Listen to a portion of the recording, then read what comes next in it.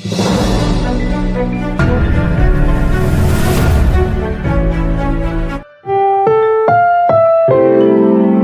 programang ito ay rated SPG. Striktong patnubay at gabay ng magulang ang kailangan. Maaaring may masiselang tema, lengguwahe, karahasan, sexual, horror o droga na hindi angkop sa Welcome back mga ka-episode plus at narito mga dapat nating abangan dito nga lang sa abot kamay na pangarap kung saan ito nga si Moira ay pumunta nga si Apex na may dala-dalang pagkain para nga sa kanyang anak na si Zoe.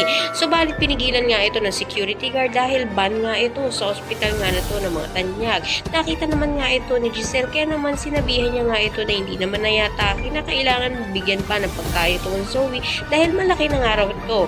Subalit ayon nga dito nga kay Moira ay kahit na malaki na ang kanyang anak ay baby niya pa rin nga daw ito at dinadalan pa rin niya ito ng pagkain. Samantalang siya nga raw ay wala nga siyang anak at pinamigay niya ito kaya naman nasaktan nga ito si Giselle. Sa kabilang banda naman nga itong babae na bagong karakter ay malaking posibilidad na may ugnayan dito nga kay Giselle dahil parang hinihiling nga niya dito na sana nga raw ito na nga lang ang nakaratay sa kama at nag-aagaw buhay.